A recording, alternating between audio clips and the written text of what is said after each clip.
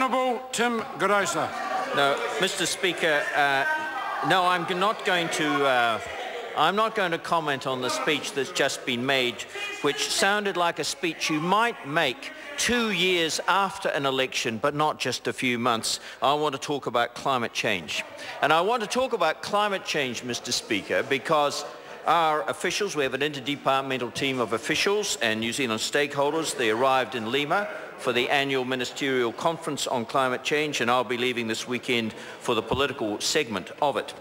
I'm not going to talk about the science because basically, in my view, we don't any longer need to debate the science. There are clearly some very important issues at the level of detail, but the broad point, Mr. Speaker, to me is 100% clear. This is a serious long-term issue. We need a far more effective global response. What I want to talk about is New Zealand's contributions, both domestically and internationally.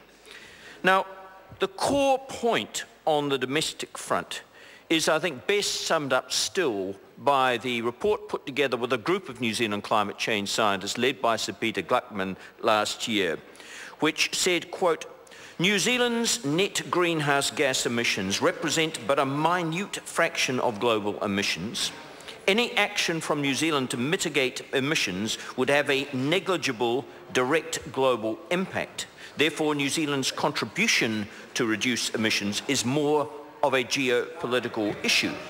Now, the question is this. This is not a statement about a free pass. This is not a statement saying we don't need to do anything, but it is a realistic assessment that without more comprehensive, serious international attention, what we do here is a complete waste of time.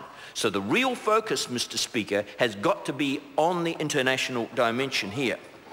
In the meantime, in terms of our meeting our obligations, we will easily meet our first obligation under the Kyoto Protocol, although it takes an inordinately long time to come down to final definitive statistics. We will easily meet that. We've got a very respectable offer on the table for the next commitment period, which started in 2013, -5. We're prepared to do more under certain conditions, but frankly, with 100 countries representing 22% of global emissions who did nothing in the Kyoto period, have offered to do nothing in the next period, the case still has to be made.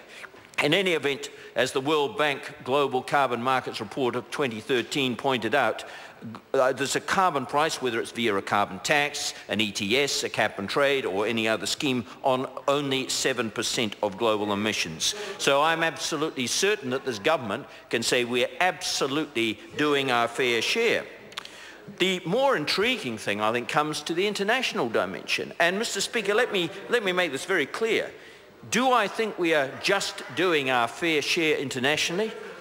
Oh, no, I think actually, Mr. Speaker, we face, for certain opposition parties, a very uncomfortable truth. We are vastly exceeding any rational definition of a fair share in terms of what we are doing internationally. And I'm going to look at this under 3 headings.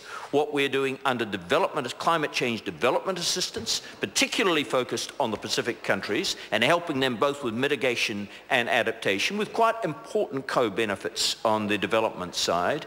What we're doing in terms of international research and development. And lastly, and never talked about because it doesn't fit the political narrative, what we're doing in terms of the international negotiations.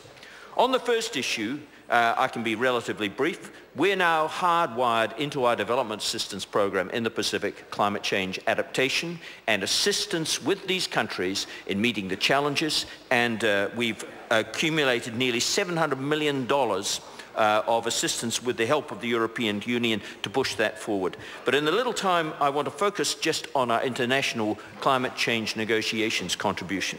We've just seen a landmark agreement between the Chinese and the Americans reached in Beijing. They account by themselves for over 40% of emissions. And the New Zealand proposal for the long-term agreement has been described in these terms by the US administration. The only proposal the US has commented on, which says we think by far the most interesting proposal on the table is the New Zealand proposal.